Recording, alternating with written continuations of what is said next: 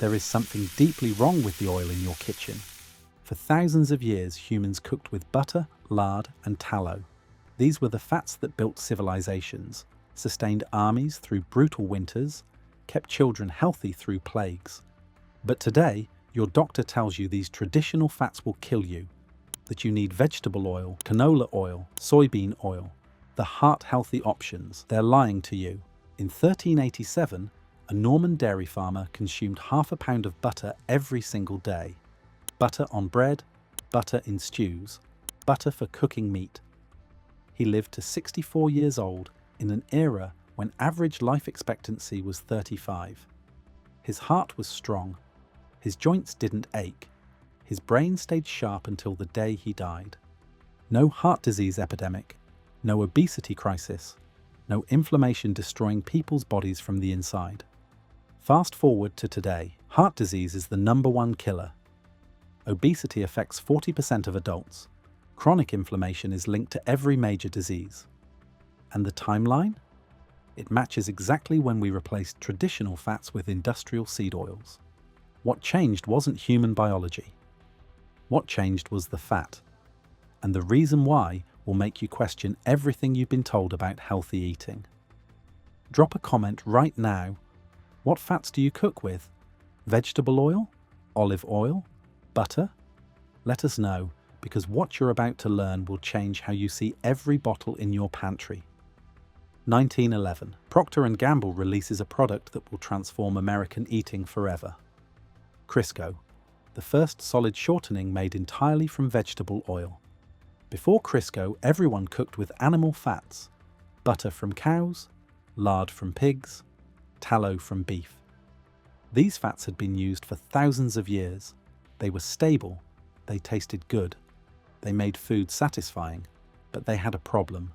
For Procter & Gamble anyway. They couldn't be patented, they couldn't be mass-produced cheaply, they couldn't generate massive profits. So Procter & Gamble took cottonseed oil, a toxic waste product from the cotton industry that was previously used to make soap and lamp fuel, and they did something revolutionary. They invented a chemical process called hydrogenation. They turned liquid oil into solid fat by bombarding it with hydrogen atoms at high temperature and pressure. The result looked like lard. It behaved like butter, and it was made from industrial waste. They called it Crisco, and they marketed it as modern, scientific, superior to old-fashioned animal fats. It was the beginning of the biggest nutritional lie in human history. By the 1950s, a scientist named Ancel Keys published his famous 7 countries study. He claimed saturated fat, the kind found in butter and meat, caused heart disease. His research was deeply flawed. He cherry-picked data from 7 countries while ignoring data from 15 others that contradicted his hypothesis. But it didn't matter. The food industry seized on his work, because if saturated fat was the enemy, then their industrial seed oils were the solution. Vegetable oil sales exploded. The American Heart Association endorsed seed oils. The government issued dietary guidelines telling everyone to avoid butter and use margarine instead. Margarine. Literal industrial sludge dyed yellow to look like butter, and that's when the health crisis began. Since 1960, when seed oils became standard, heart disease deaths have remained the #1 killer despite billions spent on prevention. Obesity rates have tripled. Type 2 diabetes has increased 700%. Alzheimer's, now called type 3 diabetes, has become an epidemic. The timeline doesn't lie. We replaced traditional fats with industrial oils, and the population got sicker. Dramatically sicker. Medieval farmers ate saturated fat every single day, and they didn't drop dead from heart attacks. Here's what you need to understand. Medieval butter and the butter in your supermarket are not the same food. Walk onto a medieval farm in spring. The cows are out in pastures eating fresh grass, not grain, not corn feed, not soy pellets, just grass, wildflowers, clover, herbs growing wild in the fields. When cows eat grass, their milk becomes nutritionally transformed. It fills with fat-soluble vitamins. Vitamin A for immune function and vision. Vitamin D for bone health and hormone production. Vitamin K2, which directs calcium into your bones instead of your arteries. And here's the critical part. It fills with something called conjugated linoleic acid, CLA. This fatty acid has powerful anti-cancer properties. It helps regulate body weight. It reduces inflammation.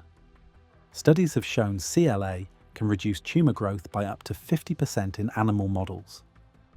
Grass-fed butter from medieval cows contained 500% more CLA than grain-fed butter, 5 times more. Then there's the colour.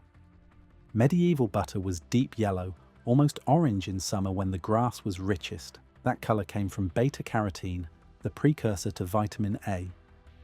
The deeper the yellow, the more nutrients packed inside. Modern butter from grain-fed cows? Pale, almost white. Because corn and soy don't contain beta-carotene. The cows aren't getting it, so neither are you. But the real magic of medieval butter was how it was made.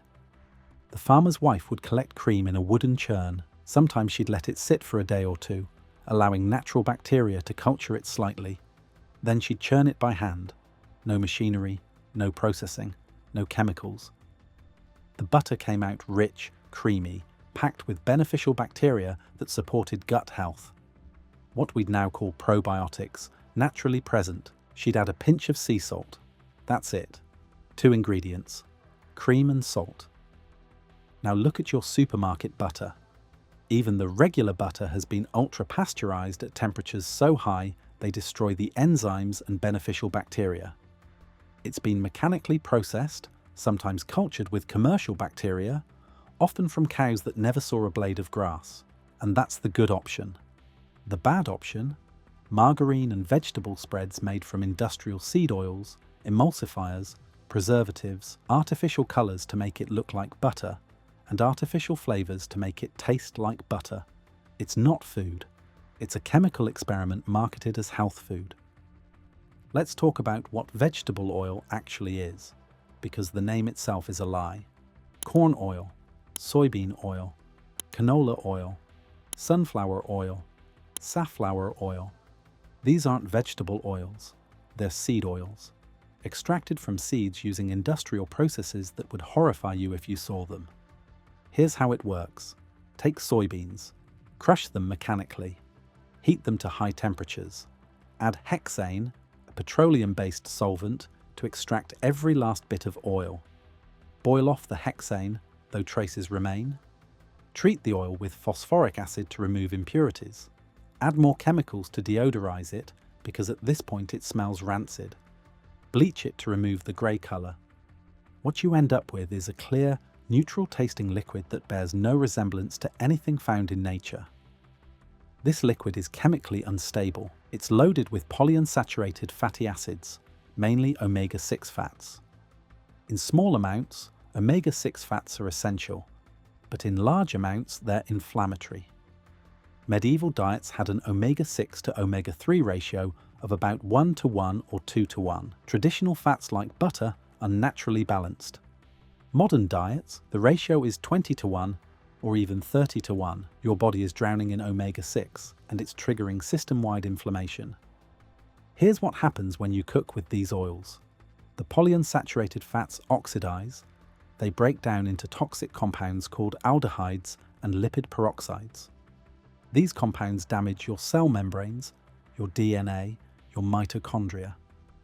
Studies have linked oxidized seed oils to increased cancer risk, heart disease, neurodegeneration, and accelerated aging. But wait, it gets worse. Most seed oils are extracted from genetically modified crops. GMO, soybeans, corn, and canola.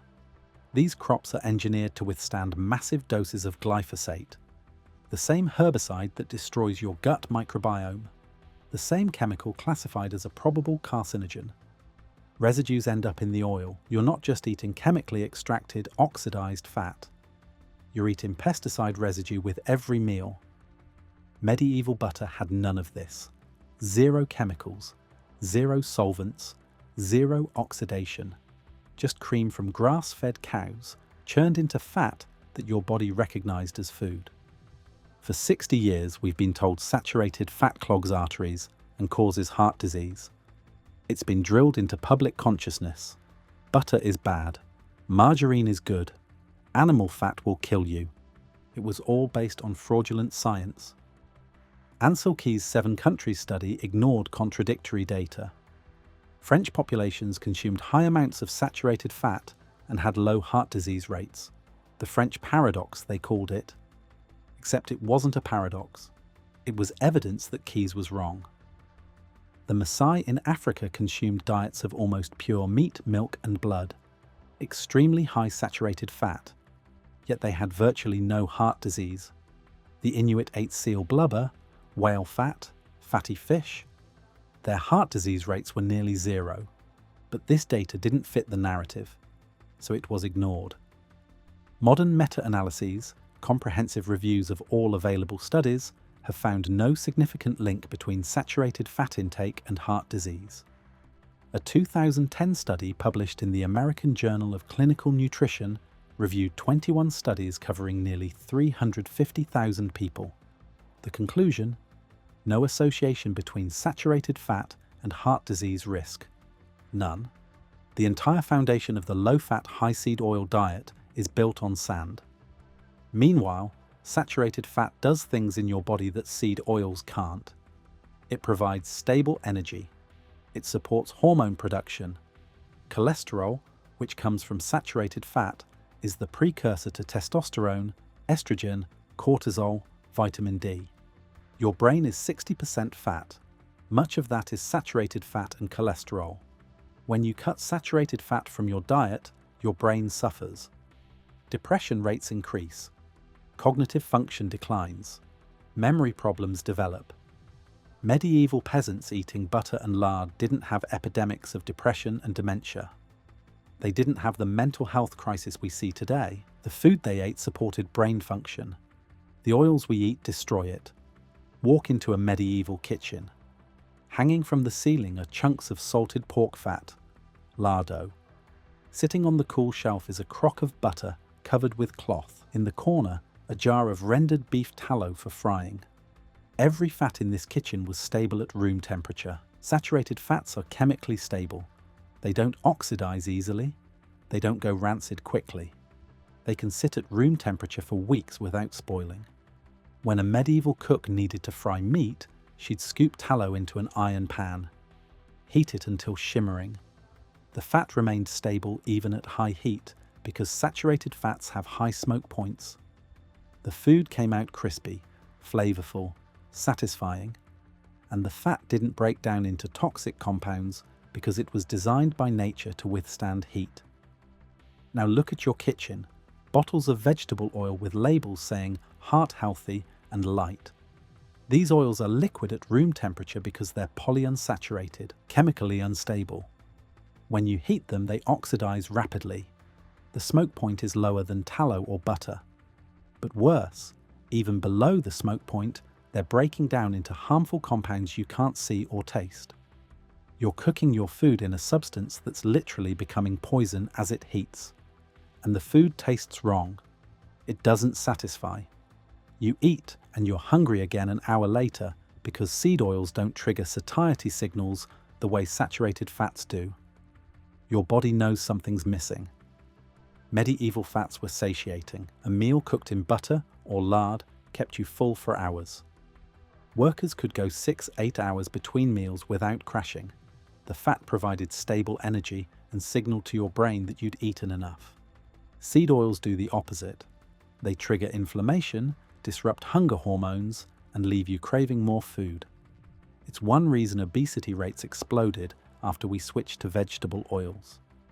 In 2016, researchers analysed data from the Sydney Diet Heart Study, originally conducted in the 1970s, but with results that were buried for decades. The study compared people eating saturated fat to people eating polyunsaturated vegetable oils. The results? The group eating vegetable oils had significantly higher death rates from heart disease. Higher, not lower. The heart-healthy oils were killing people faster. This data was hidden for 40 years because it contradicted the official narrative. Another study, The Minnesota coronary experiment replaced saturated fat with corn oil in a controlled setting. Same result. The corn oil group had higher death rates. More recent research from Spain found that people cooking with olive oil had better health outcomes than those using sunflower oil or other seed oils. But even olive oil, when heated repeatedly, oxidizes and becomes harmful. The healthiest fats for cooking? Butter, ghee, tallow, lard. The same fats used for thousands of years. Meanwhile, countries that maintain traditional diets rich in saturated fat, like France, Switzerland, and certain Mediterranean regions, have continued to show lower rates of heart disease compared to countries that adopted seed oils.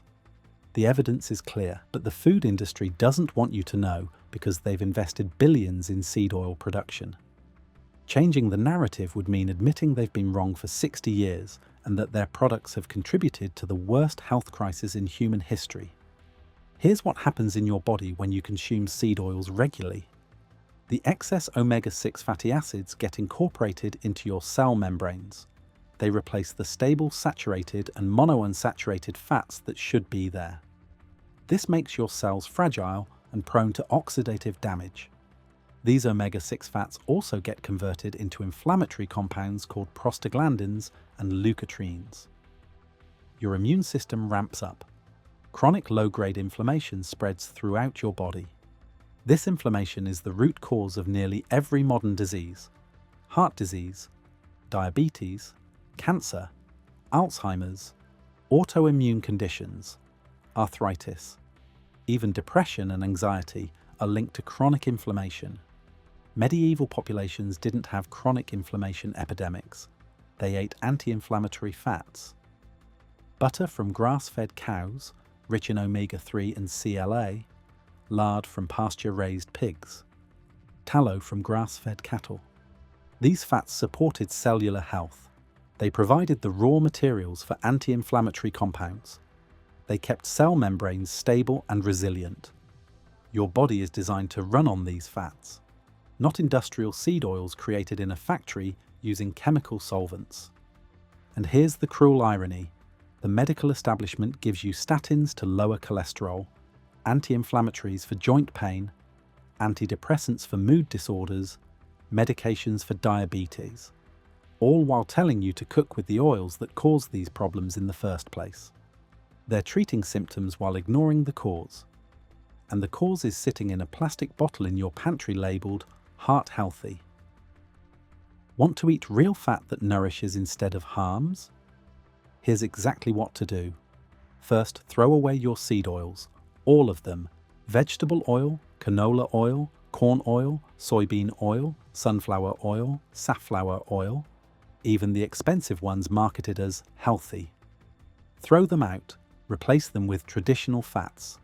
Butter from grass-fed cows. Look for butter that's deep yellow, not pale white. That colour means nutrients. Brands like Kerrygold from Ireland are widely available and come from predominantly grass-fed cows. Ghee, which is clarified butter with the milk solids removed. It has an even higher smoke point than butter and lasts for months at room temperature. Medieval Indians made ghee and considered it sacred. They weren't wrong. Beef tallow for high heat cooking. You can buy it or render it yourself from grass-fed beef fat. Ask your local butcher. Tallow has a smoke point of 420 degrees Fahrenheit. It makes the crispiest fried foods you've ever tasted. Lard from pasture-raised pigs. Not the hydrogenated lard in supermarkets. Real lard from pigs that lived outside, eating diverse diets. It's rich in vitamin D and has a neutral flavour perfect for baking and frying. And yes, olive oil, but only for low-heat cooking and dressings. Extra virgin, cold-pressed, from a reputable source. Don't heat it above medium temperature. For cooking at high heat, use the fats that can handle it. Butter, ghee, tallow, lard.